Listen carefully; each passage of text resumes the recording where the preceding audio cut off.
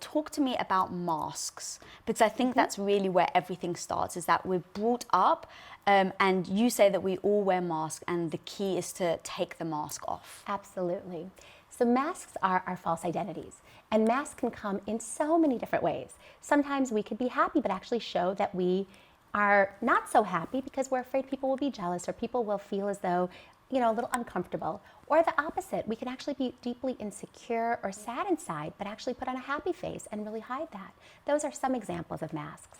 But we learn early on that masks sometimes are necessary because to show our true vulnerable selves isn't safe. So we adopt these masks as a form of a shield or an armor, but only later realizing that they keep us from our own truth. The masks I see as our ego. Underneath the mask is our soul and our soul potential. Underneath is where we want to get. We want to start living an authentic life, align with our soul in every level. But that's hard because we have to figure out what all the different voices within us are.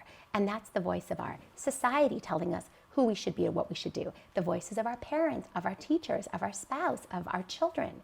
And then there's that still quiet voice within, which is the voice of our soul, our intuition. And that's that little voice. That's the path to authenticity. All right, so take me back. So I'm sitting here right now and I'm thinking, okay, so I've got all these voices in my head. Sometimes you don't even know if it's your voice or if it's the voice of your parents that has become so embedded in you that you believe it to be true. Absolutely. So how do you start differentiating whose voice has been given to you versus who is your authentic voice? Absolutely. And usually people will only come to that question when they've come to a path in the road where things are hard, where things just aren't working, and they can't get at the root of the problem. And that's when they start questioning, why am I here? Who am I? What am I meant to be doing here? Am I living my purpose? Do I want this life, or do I want to do things a little differently? And that's when you can start to go deeper and start to differentiate all of these different voices. All right, so once you start differentiating all these voices, how do you then shed the voices that aren't serving you?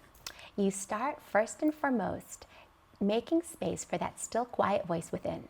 Now that still quiet voice can only be heard when the yelling of all the other voices temporarily ceases. And all the other voices are our rational mind. The part of us that always is weighing pros and cons, which is very useful to have. We don't want to negate our rational mind. We want to use our rational mind in the service of our life, but not to make the most important decisions in our life. Sometimes people are making pro and con lists, doing what they think is more pro than con, and yet finding themselves unfulfilled. Why is that? Because there's something deeper. There's an intuition that's not being heard or acknowledged. So that's the first voice we want to get through. Okay.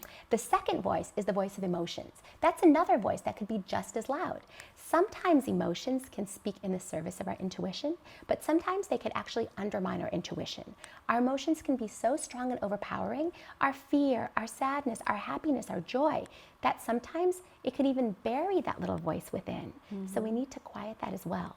So how do you get at that still quiet voice? You literally forgot my next question. Right, so that's that place of stillness. We're not used to stillness in our society, which is really why meditation and practices that encourage stillness and temporary, momentary silence and inwardness are so powerful.